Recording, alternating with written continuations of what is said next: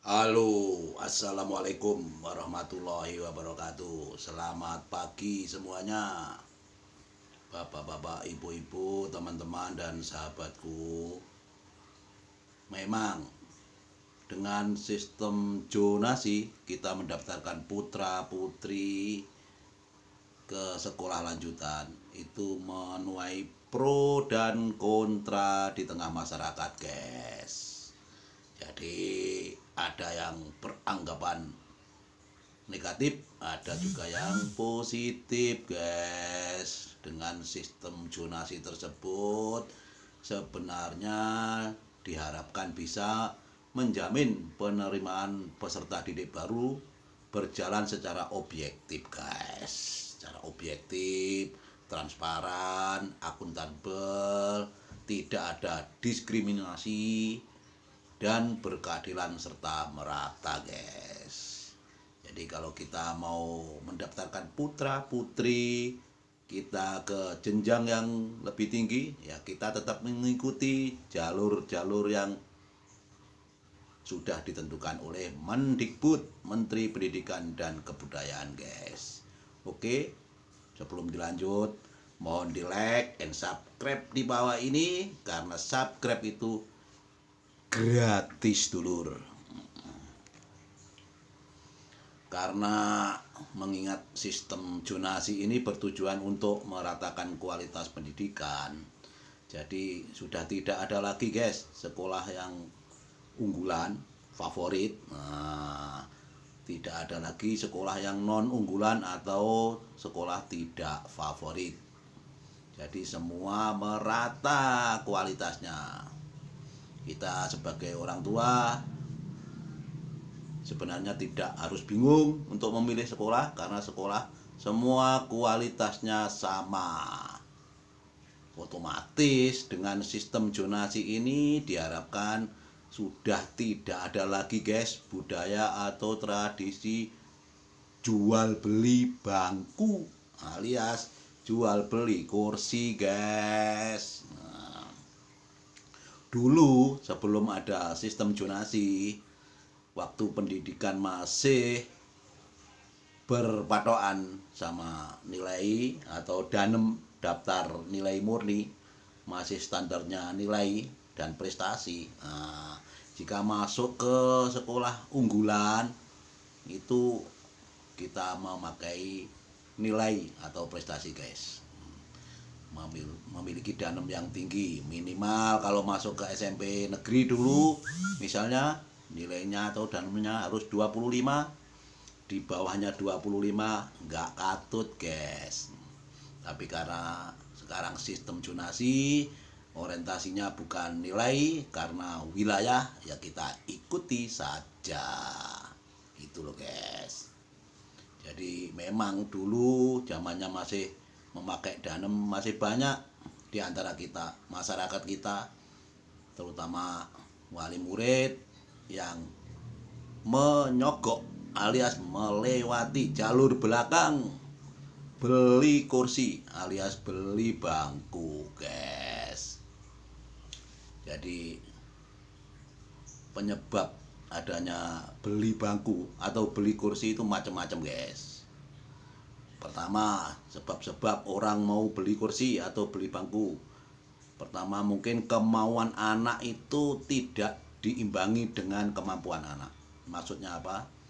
Jadi anak-anak itu punya cita-cita tinggi, ya. Saya nanti kalau mau SMP, SMA harus ke sana yang jos, yang mantap. Tapi begitu mau masuk ke sana nilainya nggak nutut, karena otaknya, karena IQ-nya, karena pola pikirnya atau kecerdasan otaknya nggak nutut, nilainya jelek. Misalnya standarnya 25, anak tadi 20, akhirnya nggak masuk ke sekolah yang dituju. Akhirnya orang tua mau ndak mau nyogok lewat jalur belakang alias beli kursi, guys. Penyebab kedua kenapa terjadi bisa beli kursi atau beli bangku, yang kedua, anak mungkin merasa minder, guys.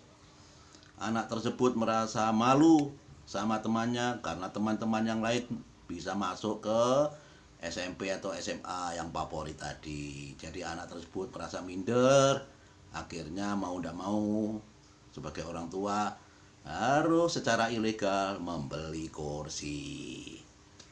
Yang ketiga guys, karena menurut saya rasa gengsi yang tinggi orang tua, rasa gengsi yang tinggi orang tuanya. Jadi orang tua itu gengsinya tinggi, wah anak saya harus masuk ke sekolah yang ini.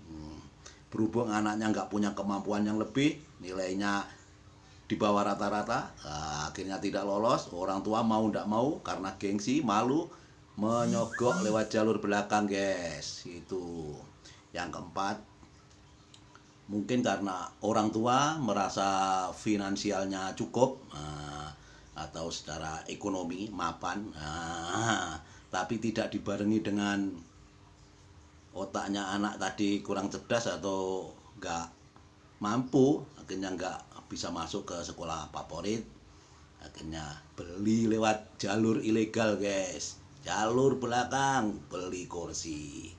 Ya itulah, akhirnya apa dampaknya? Dampaknya jelas, sekolah tersebut tidak bisa maju guys. Ya, secara kualitas sekolah tersebut jalan di tempat alias mandek guys, kualitasnya jelek walaupun tadi berkategori unggulan atau favorit, karena ya diisi oleh anak-anak yang tidak kredibel tadi karena nyogok lewat jalur belakang guys. Jadi menurut saya sekolah-sekolah yang model begitu sekolah yang memperhitungkan kuantitas atau jumlah atau kuota anak didik baru harus sekian, harus dipenuhi dengan jalur-jalur yang begitu guys. Seharusnya pendidikan tidak mengacu kepada itu, harusnya kualitas.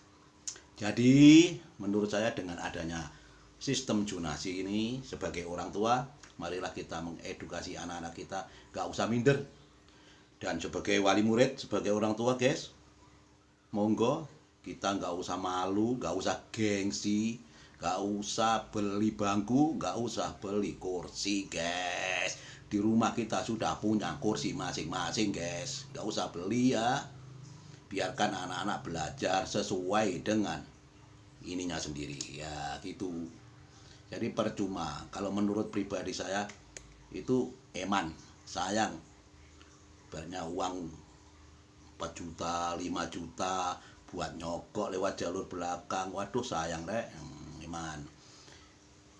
Yang kedua, ya kasihan sama anak kita, anak didik kita atau anak putra putri kita, karena nggak nutut ininya lewat jalur belakang, nanti di kelas lolak-lolok guys. Jadi merasa kalah bersaing sama teman-teman yang lain karena lewat jalur belakang, ya itulah lolak-lolok di sekolahan, nggak bagus. Jadi mari kita hilangkan budaya atau tradisi beli kursi guys.